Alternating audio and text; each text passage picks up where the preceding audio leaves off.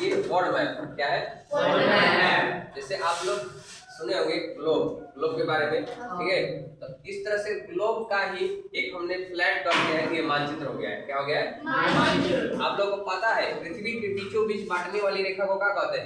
विषुवत रेखा या फिर 0 डिग्री अक्षांश कहते हैं। क्या कहते हैं? 0 डिग्री अक्षांश। ठीक है, जिस तरह से आप लोग यहाँ पर देखेंगे कि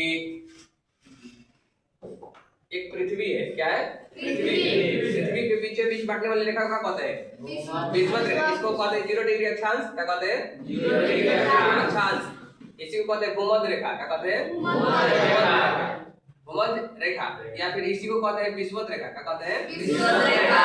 विषुवत रेखा। ठीक है, और एक ही लाइन को क्या है? 3 गुना 0 डिग्री अक्षांश, भूमध्य रेखा या फिर विषुवत रेखा। ठीक है, तो इसी में ये 0 डिग्री अक्षांश को क्या कहते हैं? भूमध्य रेखा, विषुवत रेखा या फिर 0 डिग्री अक्षांश, विषुवत रेखा या फिर भूमध्य रेखा। एक ही लाइन में कितने नाम है? 3। ठीक है, तो ये जो विषुवत रेखा है पृथ्वी को 2 बराबर भागों में बांटती है। कितने भागों में बांटती है? 2 बराबर भागों में बांटती है। ठीक है, यहाँ पर देखिए ऊपर वाले भाग को उत्तरी ध्रुव कहते हैं। क्या कहते हैं?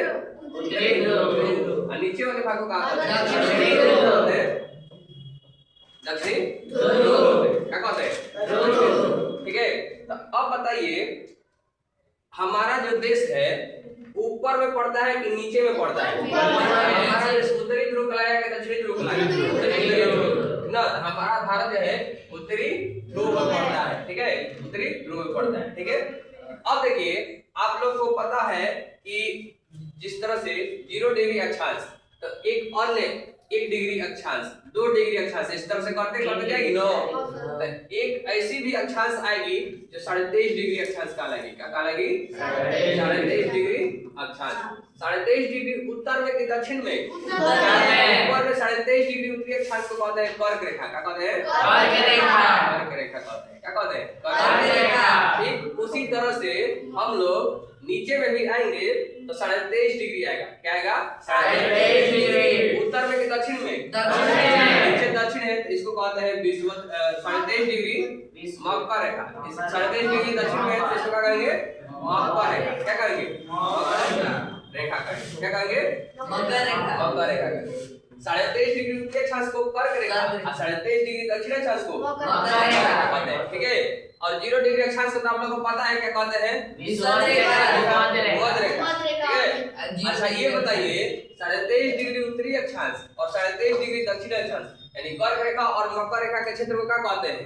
उष्णकटिबंधीय क्षेत्र कहते हैं। क्या कहते हैं? उष्णकटिबंधीय क्षेत्र कहते हैं। उष्णकटिबंधीय क्षेत्र कहते हैं।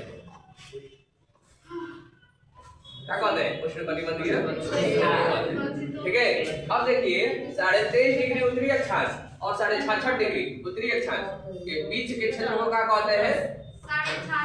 23.5 डिग्री उत्तरी अक्षांश और 66.5 डिग्री उत्तरी अक्षांश के मध्य भाग को क्या कहते हैं? उत्तरी शीतोष्ण कटिबंधीय क्षेत्र कहते हैं। क्या कहते हैं?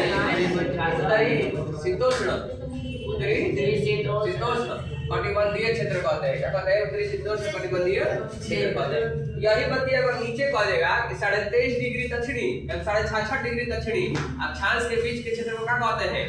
दक्षिणी शीतोष्ण कटिबंधीय क्षेत्र कहते हैं। इसको क्या कहेंगे? दक्षिणी शीतोष्ण कटिबंधीय क्षेत्र। इस वाले क्षेत्र को क्या कहेंगे? दक्षिणी शीतोष्ण कटिबंधीय क्षेत्र कहेंगे। क्या कहेंगे? दक्षिणी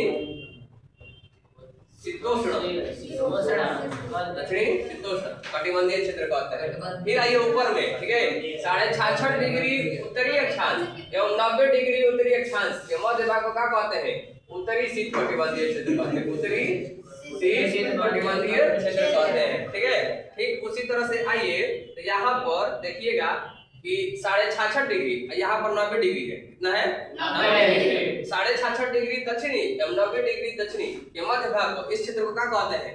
दक्षिणी शीत कटिबंधीय क्षेत्र कहते हैं। क्या कहते हैं? दक्षिणी शीत कटिबंधीय क्षेत्र कहते हैं। ठीक है, अब देखिए सवाल आपसे पूछता है कि पृथ्वी के बीचों बीच काटने वाली रेखा को विषुवत रेखा कहते हैं ना? विषुवत रेखा पर स्थित कौन कौन से देश आते हैं? याद रखिएगा, Ecuador, Colombia, Brazil, South Africa, Gabon, Congo, गणराज्य Uganda, Kenya, Somalia, Maldives, Indonesia, Kiribati. ये 13 वो देश है नो विषुवत रेखा पर स्थित है। ठीक है, सवाल पूछता है कि निम्नलिखित में से कौन सा ऐसा देश है जो विषुवत रेखा पर स्थित है। इसमें से जो रहेगा वो दे देगा, एक ऑप्शन दे देगा भारत, चाहे कोई भी देश दे देगा। आप लोग क्या कहिएगा, भारत विषुवत रेखा पर नहीं आता। ठीक है, समझ गए? समझ गए नो?